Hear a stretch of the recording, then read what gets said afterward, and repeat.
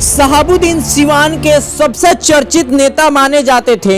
शहाबुद्दीन के ना रहने के बाद उनकी पत्नी लगातार उनके पुत्र जेल में होने के बावजूद बिहार के अलग अलग जिलों में जिस प्रकार से उन्होंने दौरा किया और उतने बड़े समर्थकों के साथ, उतनी बड़ी गाड़ियों की काफिला के साथ, आइए हम इन सब बीच आप सभी को बताएंगे क्या हिना साहब इंडिपेंडेंट चुनाव लड़ेगी या फिर आरजेडी से उनको टिकट मिल सकता है या अन्य पार्टी से भी चुनाव लड़ सकती। वीडियो को पूरा देखें और वीडियो में बने रहें।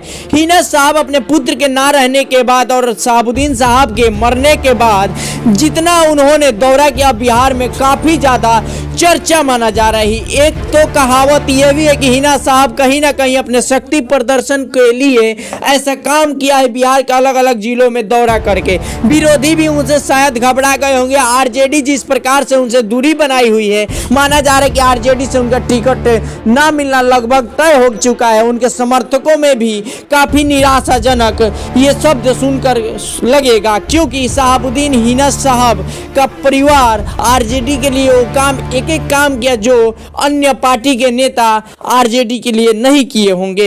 हिना साहब लगातार दौरा किए। ओसामा साहब जेल में भी गए।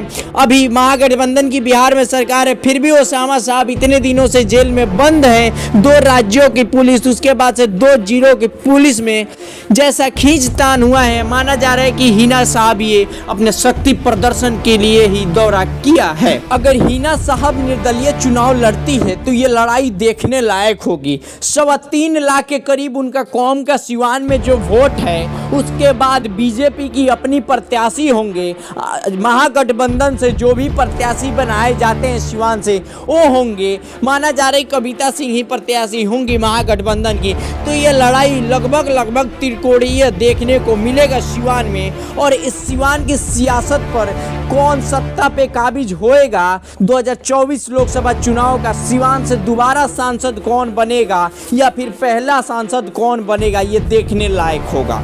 क्योंकि जिस प्रकार से 2019 के चुनाव में हिना साहब को बाहुबली अजय सिंह की पत्नी कविता सिंह के द्वारा पटखानी दिया गया था, शहाबुद्दीन साहब उस समय जेल में तिहाड़ बंद थे। उसके बाद भी हिना साहब कई बार चुनाव हार गई लोकसभा का। हम आपको बता दें कि आरजेडी अब की बार अलायंस में होने के कारण हो सकता है कि जो पहले से यहाँ के सांसद बनी हुई कविता सिंह है जेडीयू के टिकट पे, महागठबंधन में अलायंस होने के कारण उनकी भी दावेदारी मजबूत सिवान से मानी जा रही है। हो सकता है कि अगर ये तीनों प्रत्याशी, 2 पार्टियों की प्रत्याशी और हिना साहब अगर इंडिपेंडेंट आती है तो ये लड़ाई काफ़ी ज़्यादा महत्वपूर्ण हो जाता है कि आखिरकार लोग किसको वोट देंगे। बहरहाल आप हमारे वीडियो पर नए हैं तो चैनल को सब्सक्राइब जरूर